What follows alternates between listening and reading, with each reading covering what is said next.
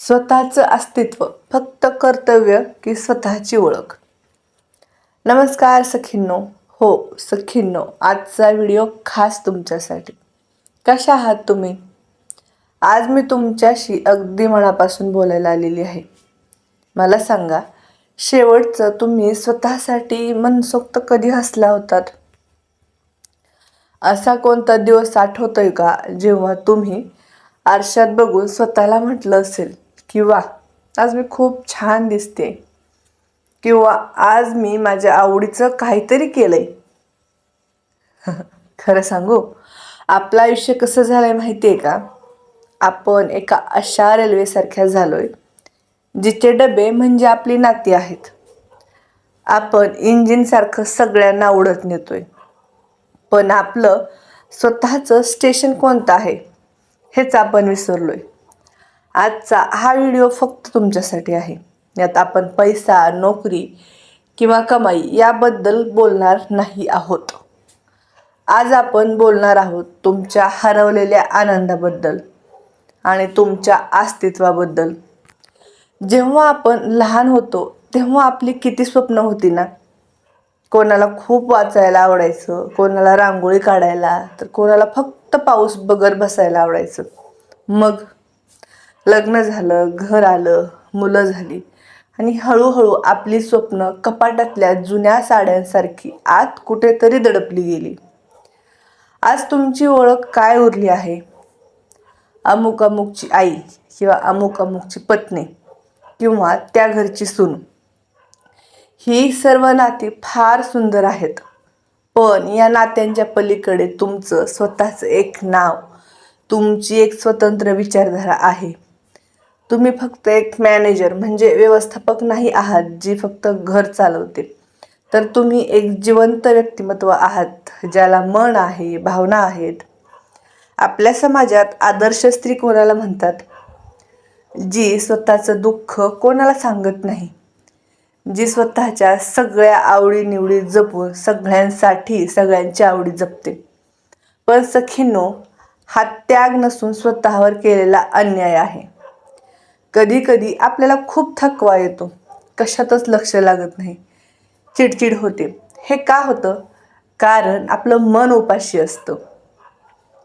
आपल्या शरीराला जशी अन्नाची गरज असते ना, तशीच आपल्या मनाला आपल्या अस्तित्वाची गरज असते. जेव्हा आपण स्वतःला पूर्णपणे विसरतो तेव्हा आपला आत्मविश्वास कमी होतो.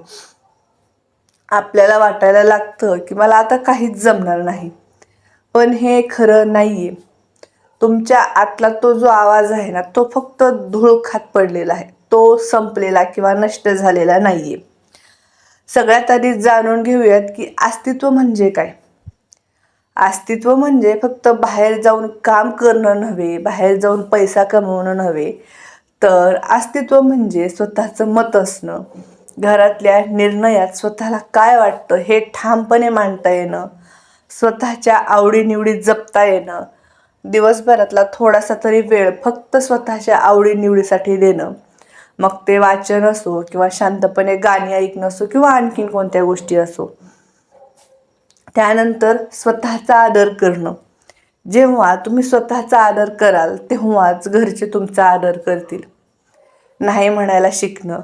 जर तुमची तब्येत ठीक नसेल तर आज मला आराम हवाय हे हक्कानं सांगता येणं म्हणजेच अस्तित्व होय. अनेकदा आपण विचार करतो की लोक काय म्हणतील किंवा घरातले काय विचार करतील. पण विश्वास ठेवा, जेव्हा तुम्ही स्वतःला महत्त्व देता तेव्हा हळूहळू इतरांनाही त्याची सवय होते. मग बदल कसा घडवायचा? त्याची काय प्रॅक्टिकल पावलं म्हणजे प्रॅक्टिकल त्याचं. चला तर मग आजपासूनच आपण एक नवीन सुरुवात करूयात. यासाठी तुम्हाला घराबाहेर पडायची किंवा खूप पैसे खर्च करायची गरज नाही. गरज आहे ती संवाद साधण्याची. तुमच्या कुटुंबातील व्यक्तींशी बोला, पतीशी बोला किंवा मुलांशी बोला. त्यांना सांगा, मला माझ्या आवडीनिवडी जपायला आवडतील, मला तुमचा पाठिंबा हवाय किंवा साथ हवी. घरातला एक कोपरा स्वतःचा करा. घरातल्या एखाद्या कोपऱ्यात तुमची आवडती पुस्तकं, तुमचं साहित्य ठेवा. तो कोपरा तुम्हाला तुमची ओळख करून देईल, तुमच्यातला आत्मविश्वास परत आणून देण्यास मदत करेल. लिहायला सुरुवात करा. मनात जे काही आहे ते कागदावर उतरवा. जेव्हा आपण लिहितो तेव्हा आपल्याला स्वतःची जरा जास्तच चांगली ओळख पडते. स्वतःसाठी सुंदर तयार होणं, कुणाला दाखवण्यासाठी नाही तर स्वतःला आरशात बघून छान वाटावं, स्वतःला फ्रेश वाटावं म्हणून नीटनेटके राहा. हा छोटासा बदल तुमचा आत्मविश्वास वाढवेल. मैत्रिणींसोबत जोडून राहा. फक्त फॅमिलीमधल्या गप्पा किंवा एकमेकांची निंदा करण्यापेक्षा त्याबद्दल न बोलता आपल्या स्वप्नांबद्दल बोलणाऱ्या मैत्रिणींच्या सहवासात राहा, त्यांच्याशी संवाद साधा. सखींनो, मैत्रिणींनो, आयुष्य एकदाच मिळतं, ते फक्त इतरांच्या अपेक्षा पूर्ण करण्यात घालवू नका. ते गरजेचं आहे. आपलं परिवार सांभाळणं, घर सांभाळणं. तुम्ही बाळ सांभाळताय, घर सांभाळताय, परिवार सांभाळताय, संसार सांभाळताय, हे खूप मोठं काम आहे आणि ते आपली जबाबदारी आहे, ते आपण केलंच पाहिजे. पण हे सगळं करताना तुम्ही स्वतःला हरवू देऊ नका. जेव्हा मी माझं लिखाण करते, माझं यूट्यूब चॅनल चालू करते किंवा व्हिडिओ तयार करते, तेव्हा मलाही वाटलं होतं की कोणाला आवडेल का किंवा लोक काय म्हणतील. पण मी या सगळ्यांच्या पलीकडे जाऊन फक्त आत्मविश्वासाने सुरुवात केली. म्हणूनच मी आज तुमच्याशी बोलते. आणि जेव्हा मी तुमच्याशी बोलते ना, तेव्हा मला जाणीव होते की माझं अस्तित्व हेच आहे, दुसऱ्यांना प्रेरणा देणं, माझ्या लिखाणातून इतरांना चांगलं काहीतरी देण्याचा प्रयत्न करणं. तर आता आजच्या या व्हिडिओच्या खाली मला कमेंट करून सांगा, अशी कोणती गोष्ट आहे की जी तुम्हाला करायला खूप आवडते पण ती खूप वर्षापासून केलेली नाही आहे.